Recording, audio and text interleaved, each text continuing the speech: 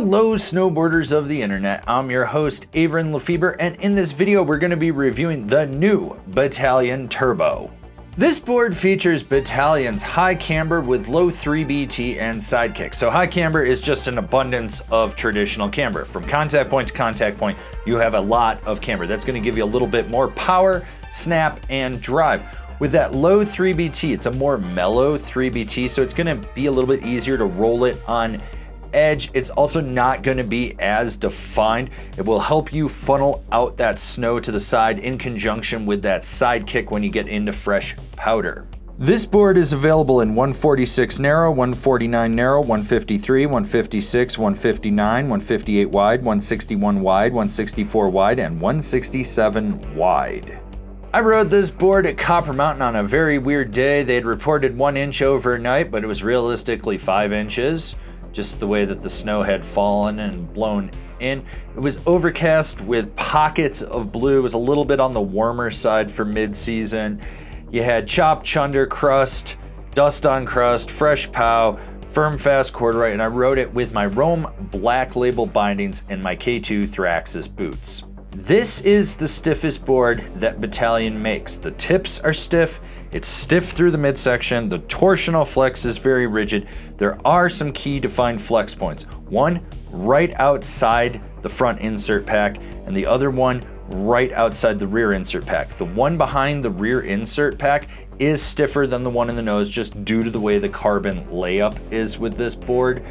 Like I said, very stiff board, very responsive. When it comes to stability, that flex really helps you just plow through chop and chunder. You don't have to worry about it. It's not gonna buckle on you. It's just gonna crush everything.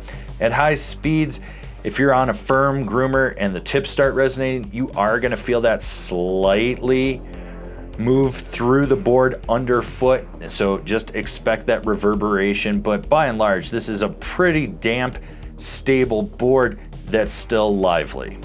For being a stiff board with a ton of camber, I honestly thought there would be more reaction and you would get more boost with it. It's not bad, but there are boards that are easier to engage with more snap out of it. Sure, you have to load up that camber, really roll back on the tail, and it's gonna pop you. You're gonna be able to boost a side hit, ollie a roller, but it just doesn't react as fast as others, and you do have to put a lot of effort to load it up. When it comes to jumps, start at the big line and then work your way down. This isn't for beginners. This is not one of those boards like, oh, I'm gonna go hit a little 3-foot jump. No, screw you, dude. This is like 45 feet or bigger. That's how much response this thing has. It wants a bigger jump. It craves a bigger jump. It will compress into the lip and then snap you off, whether you want it or not. So go big or go home. Do you like this video? Cool, give it a thumbs up. Or don't, who am I to tell you what to do? But if you did like it, while you're down there, why don't you also subscribe? Click the bell, get those notifications. That way you're not missing any of the content we have coming out for you. You ready for a workout? Because that's what you're getting. Outside the front foot for a nose butter, it's a little bit easier. You do have that sweet spot and you can really feel that flex. So if you pop a 180 and you land on it, you're good. With the tail, you're basically doing a one-legged power squat. Yeah, there is a flex point back there, but it takes so much effort to maneuver this thing, to butter it the way you want. And that translates to how this thing jibs. Speed will be your friend here. You're gonna press hard, and it's gonna be the most mediocre nose or tail press you've ever done. When you hit the end of the feature, it's gonna snap out. There's a lot of rebound. When you go sideways, there's not a lot of give. It's basically a balance board act. You're just going side to side between your feet going, oh my God, I hope I make it to the end. This thing is designed for high-speed slope-style jibbing. If you don't know what that is, go watch the X Games or the Do Tour. Or maybe it's the Rockstar Tour now. I don't know. That shit, yeah.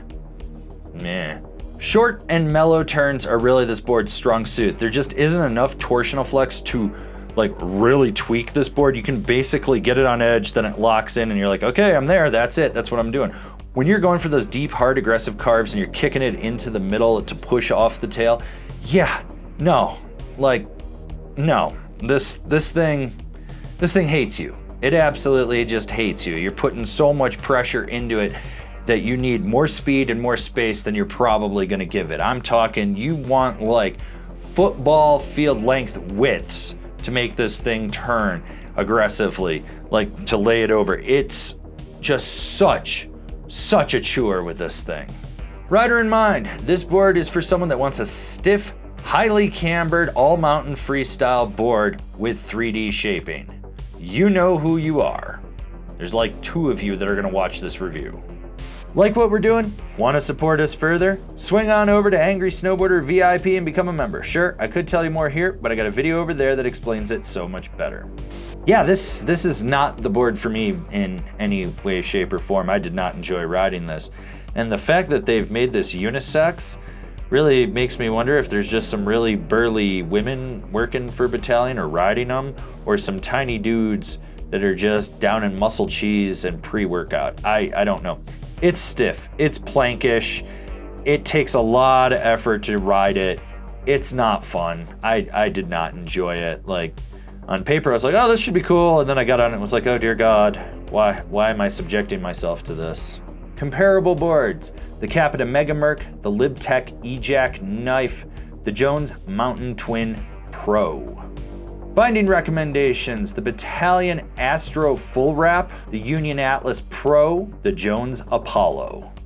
This has been my review of the Bataleon Turbo. If you're not a turbo lover, well, then you've never listened to Judas Priest, but you know what you could go watch and listen to? One of the reviews for one of the recommended bindings for this board.